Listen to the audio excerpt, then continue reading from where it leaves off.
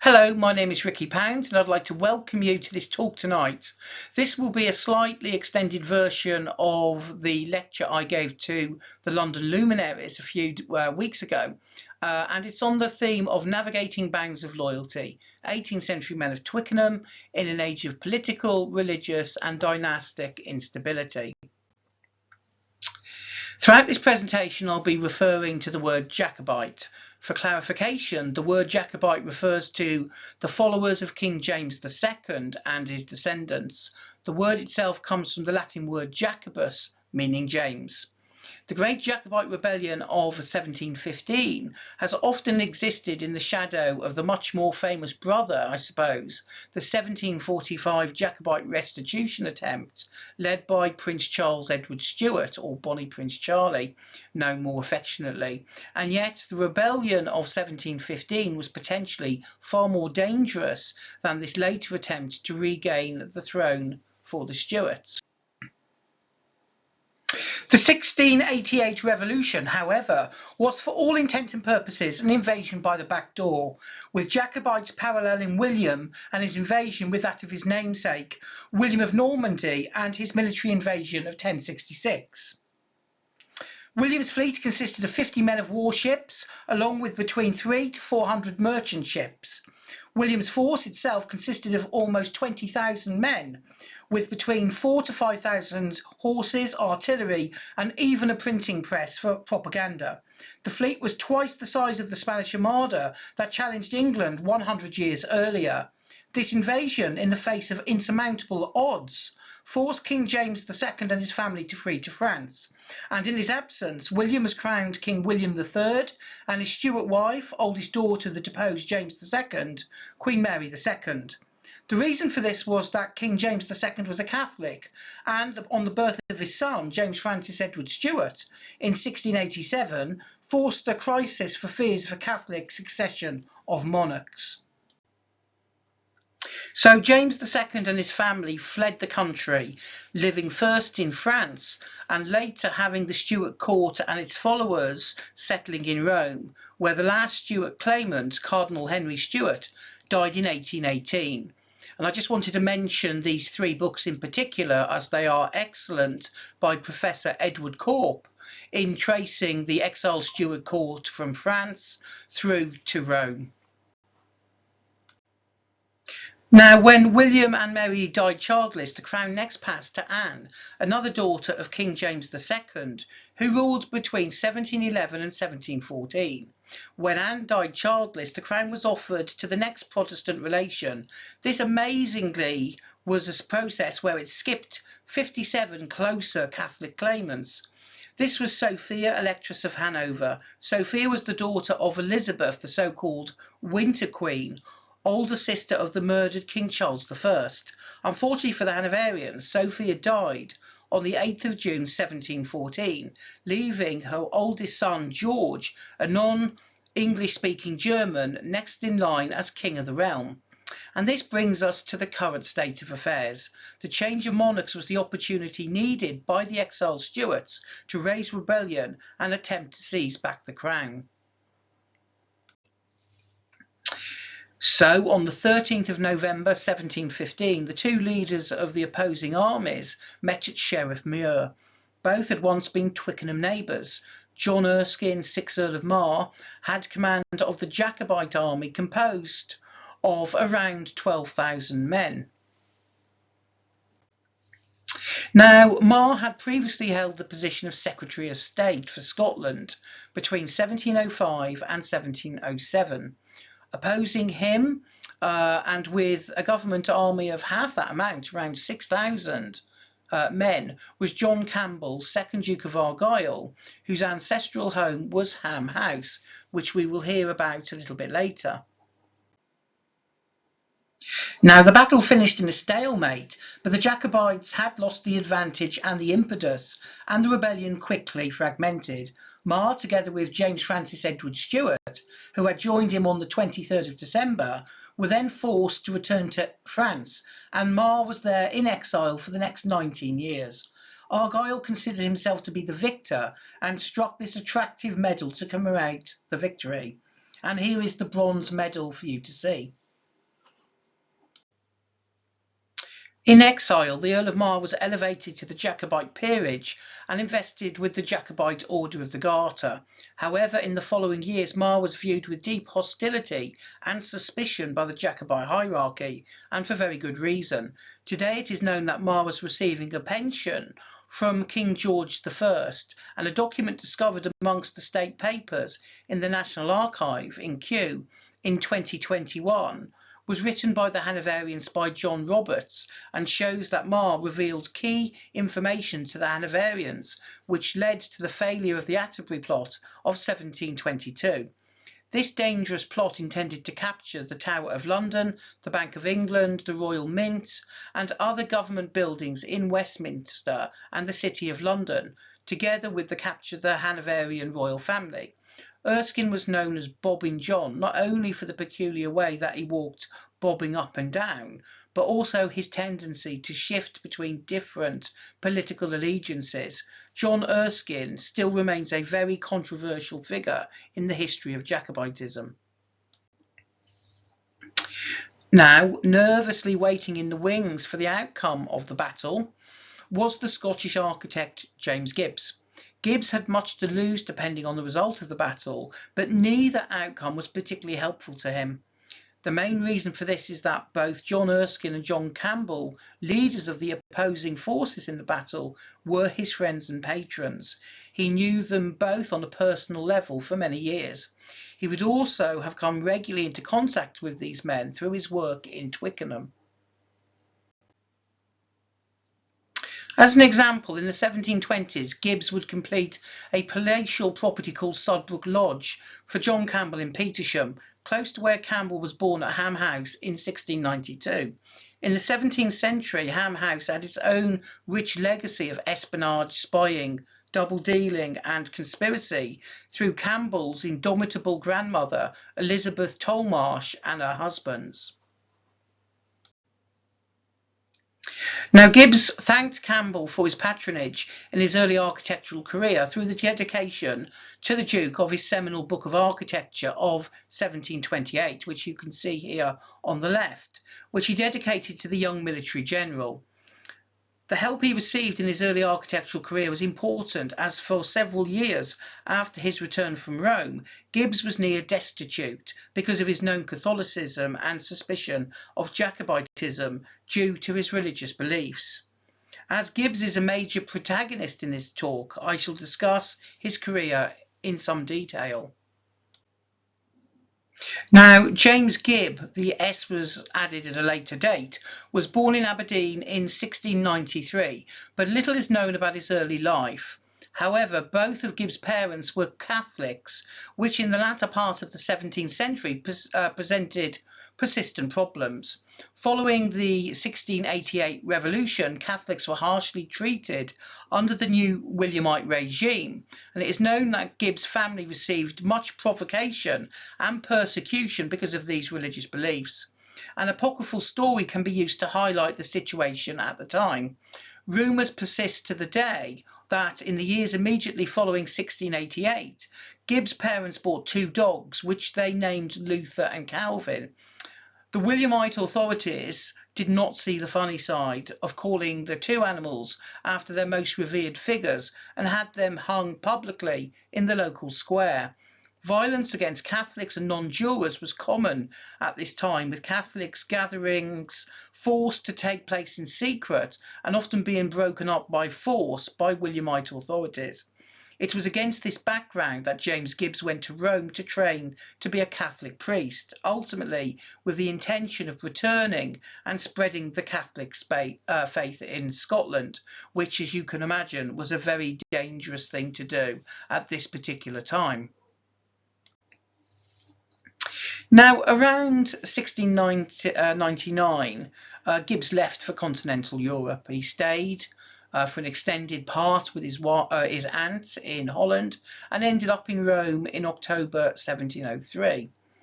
However, unfortunately for Gibbs, the sympathetic Scottish Jesuits at the Scotch College in Rome had been replaced by hardline Italian Jesuits who failed to understand the Scottish character and mistreated the new arrivals to such an extent that they nearly all left. Feeling downtrodden and no doubt depressed, Gibbs left his religious training in August 1704 and sought another vocation. Gibbs had always been a competent artist and later draftsman, and this led him to consider architecture as a major form of employment. Around this time, Gibbs also joined the practice of the master architect Carlo Fontana, who we can see here on the left. And over the next 5 years, Gibbs learnt all about the practice of architecture, and in 1708 returned with the intention of going to Scotland on account that he'd heard his brother was gravely ill. Unfortunately, on the way back, he learnt of his brother's death, and so decided to settle in London.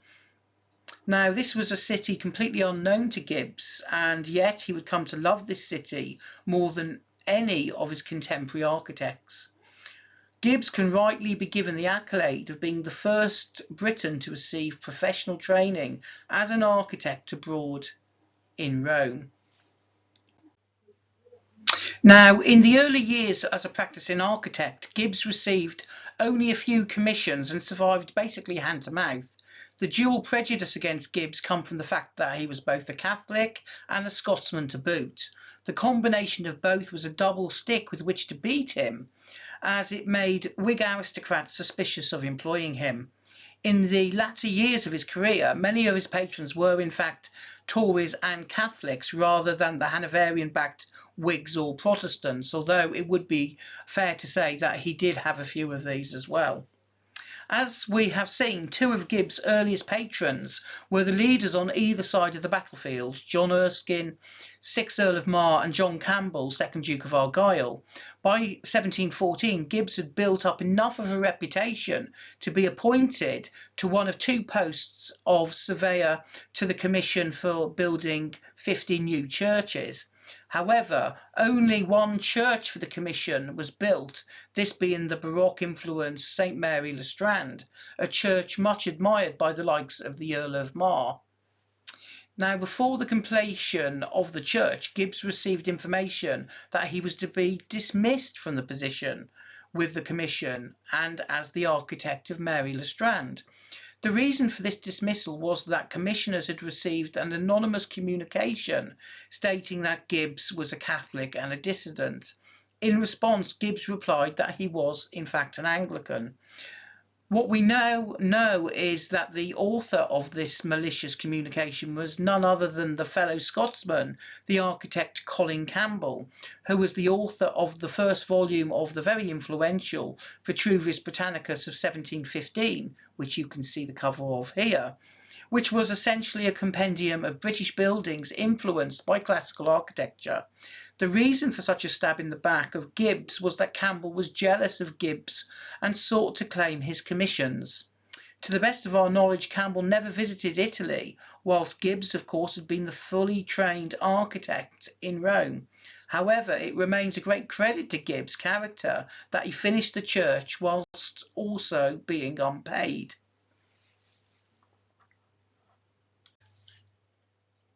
The second piece of bad luck for Gibbs was that in 1715 there was the Jacobite restitution attempt.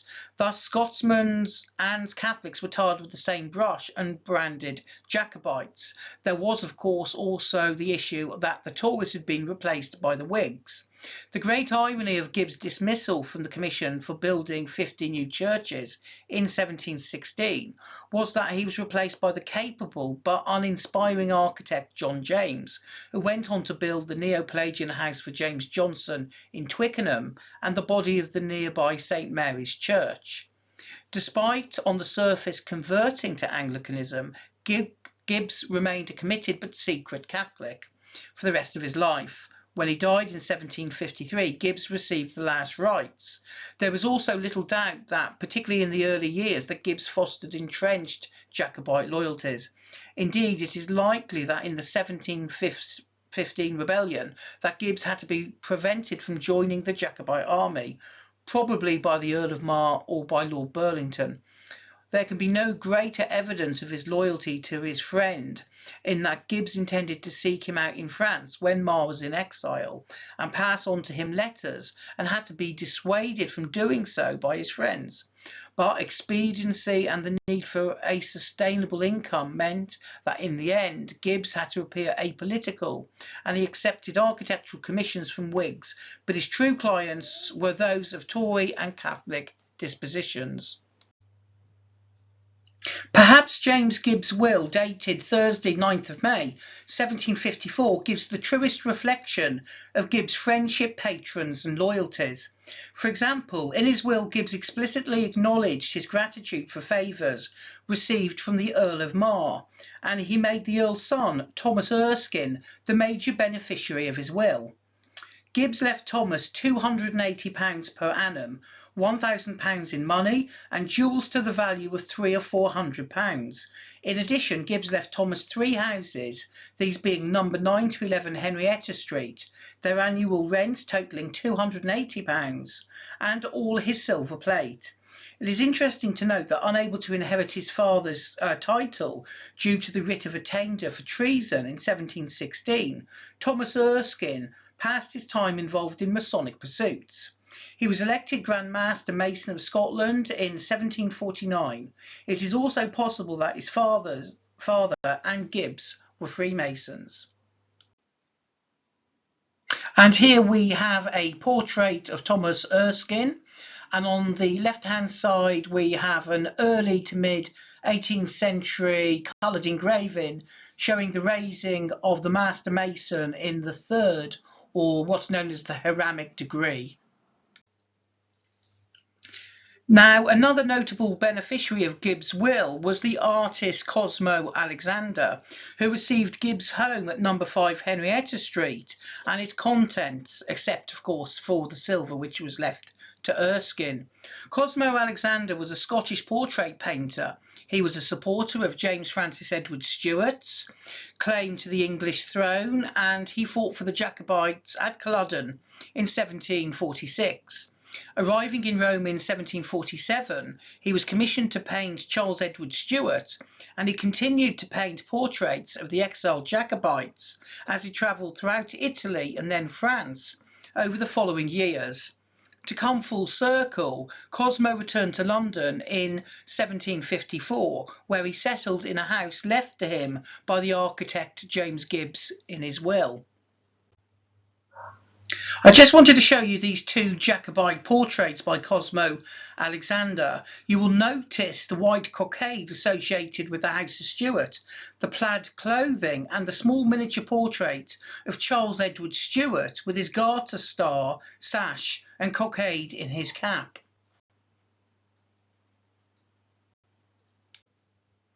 Now, I just want to briefly look at James Gibbs' architectural commissions around the Twickenham area. I previously mentioned his friendship to John Campbell and John Erskine. Erskine lived in Twickenham between 1709 and 1712 along the River Thames at Denby House across Deep, and we can see that there on the left. Marr was no stranger to Twickenham, as in 1703 he had married his first wife, Margaret Hay, at St Mary's Church. Now, one of Gibbs's earliest commissions was to produce alterations to the villa of his friend and fellow Catholic Alexander Pope at Cross Deep. Being a Catholic, Alexander Pope had been forced to rent land outside of London, as Catholics were prohibited from owning property in the capital, together with taking part in certain occupations such as teaching. At Pope's villa across Deep, Gibbs added a steep set of steps to the portico, but may have been involved in designing the villa as a whole. The riverside facade of the villa was later changed by William Kent. It is interesting to note that at the trial of the Reverend Francis Atterbury, from where the Atterbury plot takes its name, that Alexander Pope was a character witness called forwards in support of his friend. It is also interesting to muse on what position Alexander Pope would have taken if he had lived to see the 45 Jacobite rebellion. He died in 1744. Another property where Gibbs was commissioned to design buildings was at Witton Park, where he erected a large greenhouse 80 feet in length with a hipped roof and an open rusticated loggia of 5 10-foot bays. It was built in 1725 to 1726. Gibbs may also have designed a 40-foot triangular Gothic tower which dates between 1722 and 1748. Unfortunately, the Gothic tower was demolished in the early 20th century. Those keen on collecting 18th century Worcester transferware ceramics would recognise the famous Witton Anglers pattern, which I have included this example on a jug, bottom right. I think it highly probable that James Gibbs designed the triangular tower at Witton, as the pyramid was a form he used on occasion, particularly with his garden buildings. Examples seen here include structures at Lord Cobham's garden at Stowe, and even a small pyramid, unfortunately now demolished, from the gardens at Hartwell House. Now, another structure that Gibbs may have been associated with was the pyramid at Stowe, perhaps providing advice to the architect John Vanbrugh. In addition, Gibbs produced 3 designs for offices at Witton, which were never built, but were also illustrated in his iconic Book of Architecture of 1728. These commissions were given by Gibbs to Lord Archibald Campbell, sardonically nicknamed the King of Scotland because of his powerful influence on Scottish affairs of state. Archibald Campbell was the younger brother of John Campbell, who was also born nearby at Ham House. His grandmother was the formidable royalist spy and she intelligentsia, Elizabeth Dysart. Campbell was placed in charge of the affairs of Henrietta Howard at nearby Marble Hill House, and in particular given the purse strings in relation to her 66-acre garden. And there you can see her stood in front of her house on the right-hand side. John and his brother Archibald Campbell are prime examples of how family loyalties in this period can shift from generation to generation. In this case, from once being pro-Stuart to pro-William and then pro-Hanoverian. Around 1716, James Gibbs was also responsible for designing an octagonal room for former Secretary of State James Johnson, a property located nearby the soon-to-be-built Marble Hill House. I will return to this at the end of this talk, as when it comes to conspiracy and betrayal, James Johnson, his brother Alexander, and their father really were in a league of their own. Now, slightly further afield, James Gibbs was employed by the Neo-Palladian aristocratic architect Lord Burlington to design a building in his garden at Chiswick.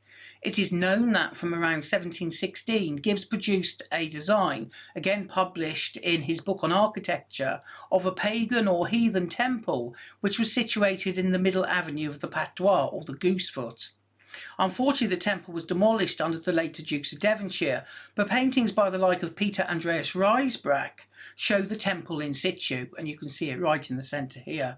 Unfortunately for James Gibbs, he was dismissed by Lord Burlington from his work at Chiswick and Burlington House. This may have been on account of the influence of the aforementioned Colin Campbell, who was constantly attempting to undermine him and gain commissions from the dismissed James Gibbs. And here are 2 images of that beautiful curving colonnade, which was designed by James Gibbs and unfortunately demolished. The political leanings of Lord Burlington have themselves come under suspicion in the last 30 or so years, as the prominent Whig grandee is now suspected of harbouring his own Jacobite loyalties. Research conducted by James Clark revealed Jacobite code names in the Stuart papers at Windsor Castle, from which Lord Burlington can be identified. These include the names Mr. Buck, Lamb and code number 2376 in Zech Hamilton's cipher. In 2020, research carried out on behalf of the National Trust proved that Lord Burlington's brother-in-law, Henry Bedingfeld of Oxburgh Hall, was sending substantial amounts of money to the Stuart court in exile. What is more, the money was being sent at a time when he and Lord Burlington were together in France at locations unknown. Payments reaching Henry Bedingfeld were also being made at the same time by a Mr. Andrew Crotty. Burlington's agent in Ireland, also known in private as the Great Jacobite. What can be deduced here is that money laundering was taking place, involving unusually large amounts of money, which were being sent to the Stuart court. Weapons were also being concealed by Bedingfield from government forces, whilst Burlington is recorded as dealing in sugars, a code name for swords.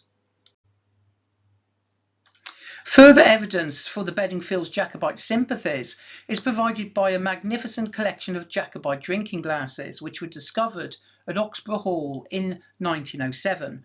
The story goes that a visiting journalist was inquiring about the family's Jacobite loyalties, and the owner, Sir Henry Bedingfield, remembered seeing some unusual glasses from when he was young.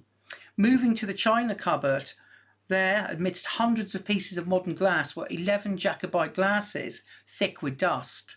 The glass was dated to around 1745, the same period in which Henry Bedingfield was married to Lord Burlington's sister, Elizabeth.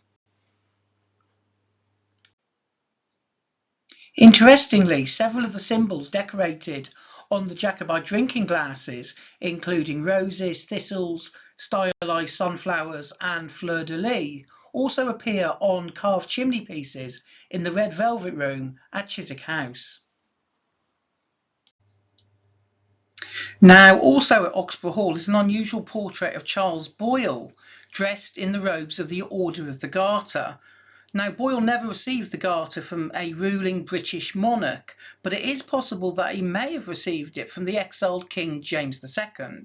This painting, for example, is almost a near exact copy of the portrait of King Charles II in his full Garter robes by Peter Lely, but here the face has been replaced with that of Charles Boyle.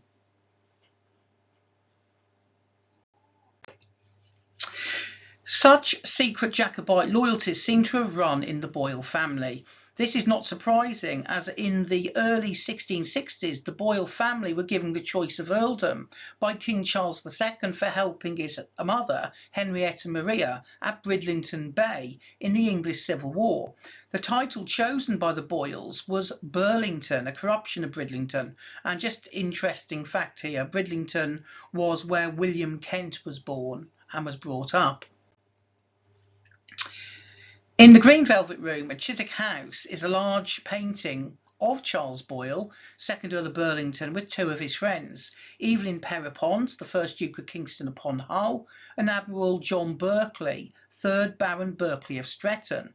The subject of this painting is worthy of investigation, as these three gentlemen sit in a dark, sparsely furnished room, and on the table in front of them is just bread and wine. Now, the symbolism in this painting is very reminiscent of the Last Supper of Christ, with the three aristocrats toasting an individual who they may or may not see again. The triple portrait was executed by the Swedish artist Michael Dahl in around 1690, just 2 years following the Glorious Revolution. In this respect, the person they are toasting is almost certainly the recently exiled King James II. The messianic imagery would not have been lost on the Stuart faithful, as in Stuart propaganda the murder of King Charles I was promoted in the same terms as the crucifixion of Christ, even to the extent of the letters CH, which began their names, being used interchangeably. Perhaps the greatest visual expression of the deliberately orchestrated parallels between the Passion of Christ and the murder of Charles I can be seen in the frontispiece of the so-called King's Book of 1649, which it was believed were the words of Charles himself. He holds in his hands a crown of thorns as he prepares to substitute his corruptible earthly crown for the incorruptible crown of heaven. To his left are weighted palm fronds. In this depiction of the murder of King Charles I, a lady can be seen fainting at the back of the crowd. That's on the left here. This was a direct reference to the three Marys present at the crucifixion of Christ, who are often shown gathered around the base of the cross. After the beheading, spectators would surge forward to dip their handkerchiefs in the blood of King Charles I and cut off locks of his hair. Such objects would be passed down as heirlooms to future generations and were often believed to possess talismanic, if not supernatural qualities. In the next two slides, I've put together some paragraphs highlighting the deliberate parallels between Jesus Christ and King Charles I, in particular focusing on the Passion of Christ. I will leave you to read them at your own leisure, just by pausing them and then going on to the next one. It is worth stating here that a key belief of the Stuarts was the attribute of divine right and recurrence, the belief that the return of the Stuarts was inevitable and preordained. The Stuarts had returned once already with the death of their king and the return from exile of King Charles II in 1660. For the Jacobites, a second return of either James or his children, or indeed grandchildren, was inevitable. Like the constant changing of the seasons, it was guaranteed to happen.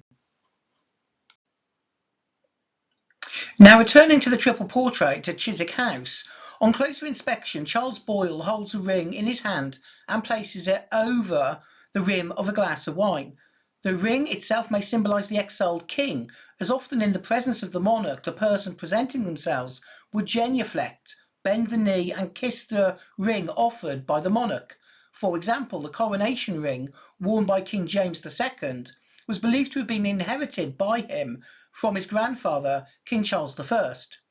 Now, in the mid-part of the 18th century, the ring may have been replaced by the wine glass itself, then engraved with Jacobite symbols and slogans. And this is the coronation ring worn by King James II and possibly inherited from his grandfather, King Charles I. The ritual of passing the ring over a glass of wine or water was symbolic of toasting the king in exile across the ocean. Such toastings were particularly prevalent after the 1745 Jacobite rebellion, which ended in defeat at Culloden the next year, with certain glass vessels, for instance finger bowls, being banned, as the secret toasting of the health of King James III was happening at gatherings where King George II was present. However, evidence within this painting offers the very tantalising possibility that a precursor to the toasting of the king over the water with a ring was taking place from the time of the execution of King Charles I, with cavaliers toasting the king in private and with politically aligned individuals who they could trust. The other two men in this painting are also worthy of investigation as they link to our story. The man on the left of Charles Boyle when viewing is Evelyn Pierrepont, the first Duke of Kingston upon Hull. One of his daughters, Lady Frances Pierrepont, became the second wife of John Erskine, 6th Earl of Mar, marrying on July the 20th, 1714. As we have seen, Mar was the main leader behind the 1715 Jacobite restitution attempt. His marriage to Lady Frances Pierrepont was a success in that it provided Mar with the funds to begin to clear his inherited debts. Here on the left we have the exiled Earl of Mar. You can see hanging from around his neck you've got the badge of the Order of the Thistle, which is the Scottish equivalent of the Order of the Garter. In the centre you can see you have a miniature of his wife, who is there on the right hand side as well, Lady Frances Pierrepont. Now, after the failure of the 1715 Jacobite rebellion, Frances had been given permission by the king to join her husband in exile. Lady Frances was the younger sister of Mary Maudsley Montagu. Lady Mary was particularly displeased with the alliance as she intensely disliked Lord Mar and was convinced of an unhappy outcome. Unfortunately, the stress of having a husband in exile led to a number of periods of mental health, beginning in 1728. She did, however, outlive her husband by 35 years, dying on the 4th of March 1767. The Pierrepont family were staunch Whigs, and this marriage appears to have been an insurance policy to protect themselves in the eventuality of a Stuart restitution, which was attempted just a year later. Now, to the right of Charles Boyle sits John Berkeley, 3rd Baron Berkeley of Stretton. Berkeley carved out a very successful career as Admiral in the British Navy and took part in several naval engagements against the Spanish and the French Navy. His father, John Berkeley, 1st Baron Berkeley of Stratton, had been an important follower of King Charles I and aided his escape from Hampton Court in 1647. He had been knighted previously in 1639 by the King at Berwick and was raised to the peerage in 1658 by Charles in exile in Brussels as Baron Berkeley of Stratton. Berkeley was also present at the baptism of Princess Henrietta Maria on the 21st of July 1644. After the restoration of King Charles II in 1660, Berkeley joined the Admiralty and was advanced to several senior positions, including that of a Privy Council. From 1668, Berkeley lived at Twickenham Park and was buried at nearby St Mary's Church at Twickenham, where he was to receive a very elaborate memorial. And here it is. Now, just to add, other notable memorials and burials in the church included Alexander Pope, who is ironically buried beneath a flagstone on which you just see the letter P.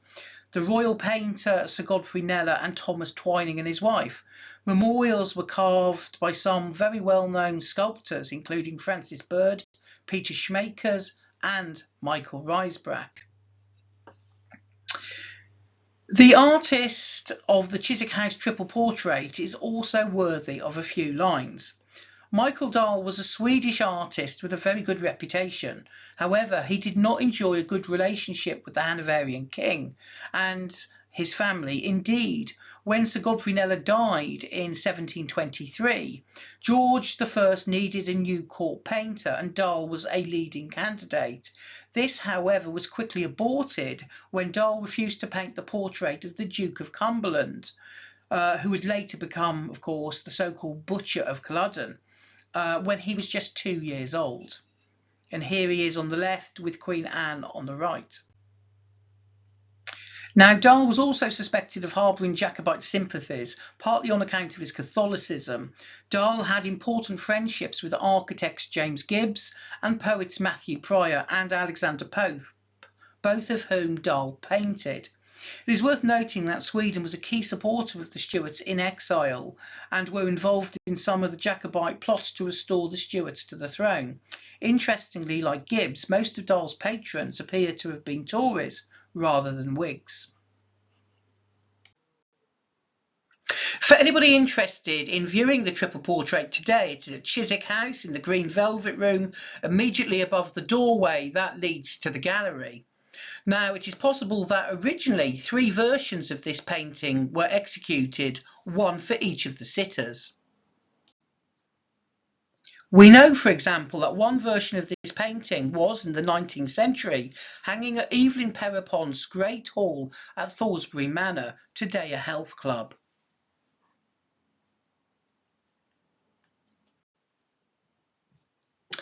I would now like to return to James Gibbs and one particular commission that he received from James Johnson to build an octagonal building on his land in Twickenham. Around 1716, Gibbs started to design the building, which Johnson requested to be built in the Baroque style, to counterpart the Neo-Palladian house that had been recently built in red brick by the architect John James, the architect who would soon replace James Gibbs as architect to the commissioners to build 50 new churches. Gibbs designed a Baroque building to appeal to Hanoverian sensibilities.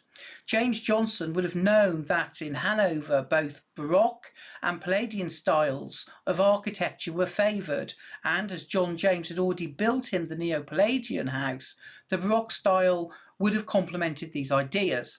As such, at an early time in the 18th century, the best architect to achieve this was, of course, James Gibbs, trained as he was in Rome. Needing the money, it was probably a bitter pill to take for Gibbs, designing a building intended for a monarch whose government deliberately ostracised and persecuted those of a different religious faith. However, Gibbs designed the room to be an octagon in shape in order to display the many facets of the garden. Johnson almost certainly asked for the near life-size sculptures of the Hanoverian dynasty in order to try and attract them to visit his property to be entertained. This was achieved by a visit from Queen Caroline and her husband, where the menu of the meal and its many courses is still preserved. Now, before taking a look at the Hanoverian royalist symbolism deliberately incorporated into the octagon, I want to first look at James Johnson and his traumatic upbringing. He was born on the 8th of September 1655. Now, Johnson was the younger son of Sir Archibald Johnston, or Lord Warrington. Now, Johnston grew up in the Netherlands after his father had been executed after the Restoration.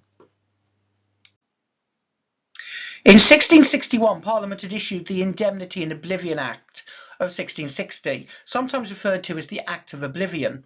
The Act was a general pardon for anybody who had committed crimes during the English Civil War and the subsequent Commonwealth period, with the exception of certain crimes, including, of course, the regicides that had signed the death warrant of King Charles I. Lord Warriston was included in the list for joining the Cromwellian regime in 1656, an act he deeply regretted later on. On the 1st of February 1661, he was summoned with others to appear before Parliament on the charge of high treason. However, he had already fled to Holland and then to Hamburg in Germany. He was condemned to death and stripped of his properties and title in absentia on the 15th of May 1661. In 1663, he was discovered in Rouen after royalist spies had followed his wife. With the consent of Louis XIV, he was brought to England and imprisoned in the Tower of London. In June, he was taken to Edinburgh and confined to the Tolbooth. He was hanged on the 22nd of July at the Mercat Cross, Edinburgh, around 100 yards from his own house off the High Street. I just wanted to mention a terrific read published a couple of years ago on the theme of the hunt for regicides across Europe and America, Robert Harris's truly superb Act of Oblivion.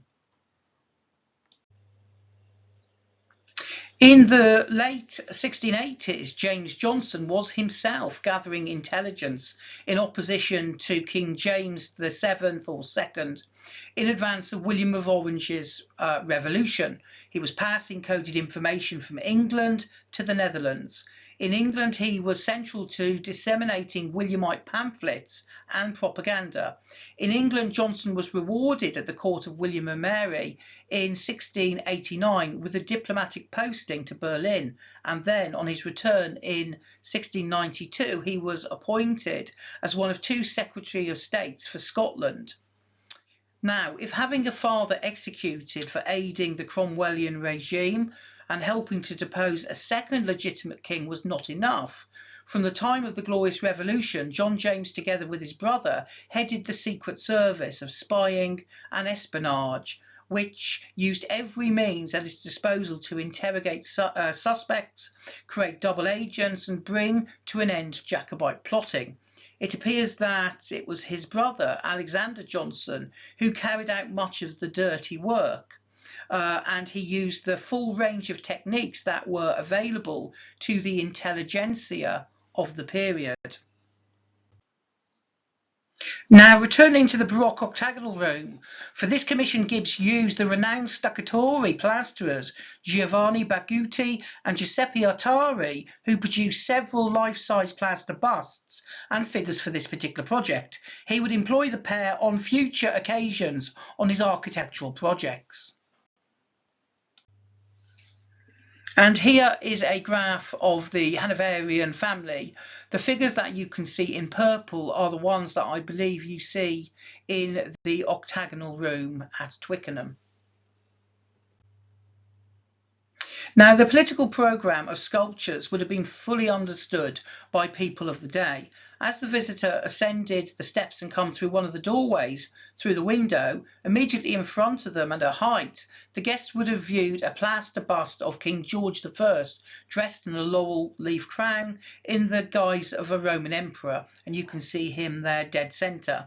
To the left of the king were raised profile reliefs of Prince George Augustus and the King's right, the Princess Caroline of Ansbach. In addition, at high level were two female personifications of ancient Rome, both wearing Roman togas and one fixed by clasps.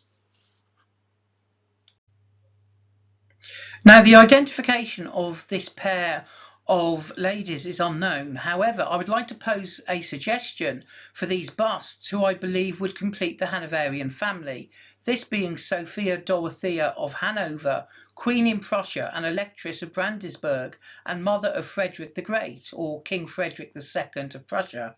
She was the only legitimate daughter of King George and his disgraced wife Sophia.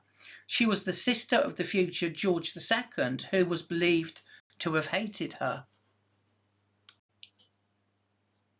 But why two busts of her? I believe this was to keep the symmetry of the room, as it would have been disrespectful to have displayed a bust of the wife of King George I, also called Sophia Dorothea, who had been imprisoned for the rest of her life for adultery.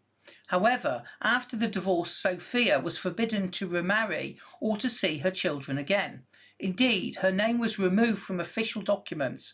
She was stripped of her title of Electress Princess, and churches in Hanover were no longer able to mention her name in prayers.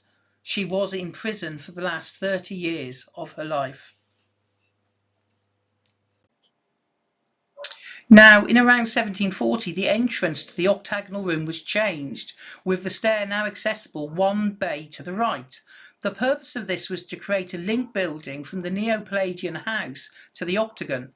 In the Gibbs octagon, above the door leading from the new doorway, a new relief was placed in position. This was a representation of the Emperor Augustus, taken from Roman coins, and its position was then opposite that of King George II, which makes perfect sense as he was born Prince George Augustus.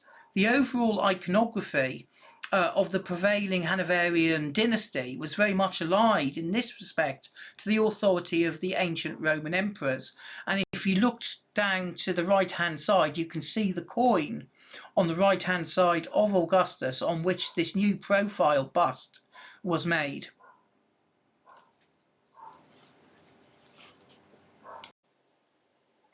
However, even though the octagon is a practical visual form to view the garden, and Johnson was a very knowledgeable gardener, one does have to wonder if James Gibbs had the last laugh at the Hanoverian iconography. For Jacobites, the number 8, or the number of sides of the octagon, was very specific, as King James Francis Edward Stuart was acknowledged as James III of England and James VIII of Scotland. In this respect, Gibbs' incorporation of the number 8 into the very architecture of James Johnson's new building, designed to attract Hanoverian visits and patronage, may have been Gibbs mischievously sticking up two fingers to Johnson and the Hanoverian monarchy that Johnson so obviously admired.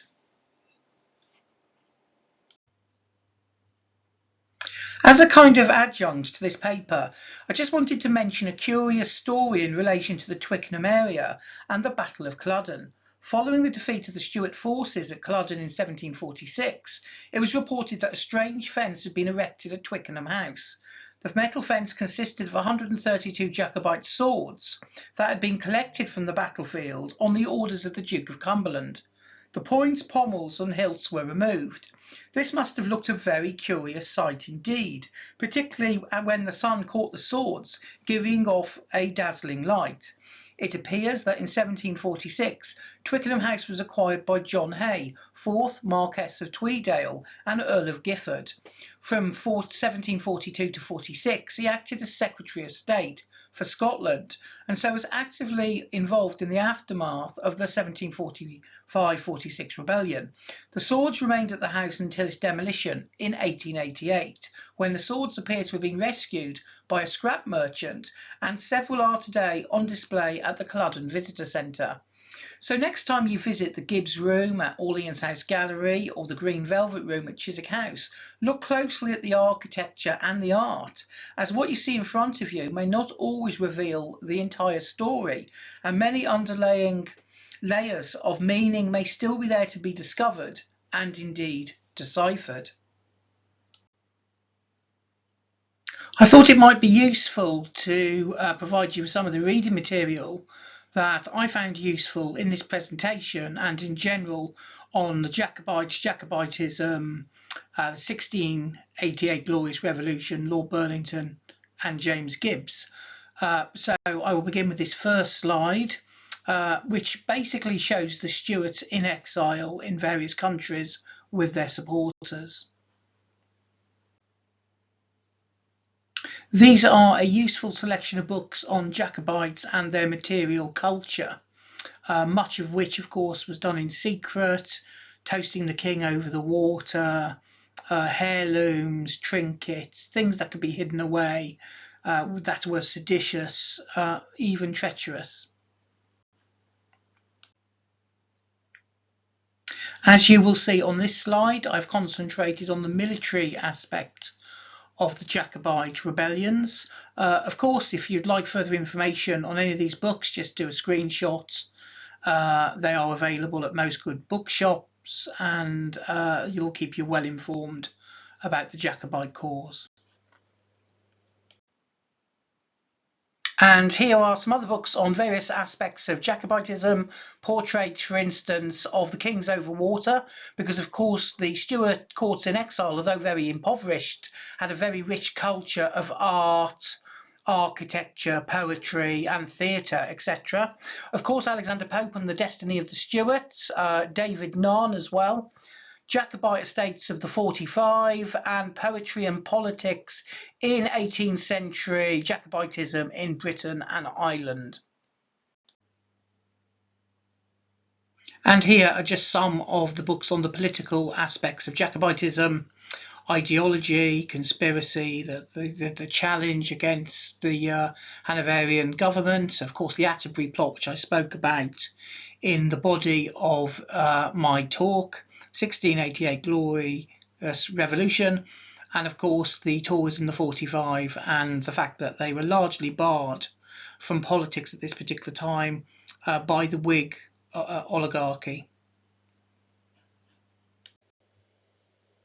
And of course, I suppose the best known aspect of Jacobitism and Jacobites, Bonnie Prince Charlie, of course, many books on him, and some of the best are here in this list. And of course, there are a number of magazines, books, periodicals out there, and of course, guides to exhibitions that can also be consulted.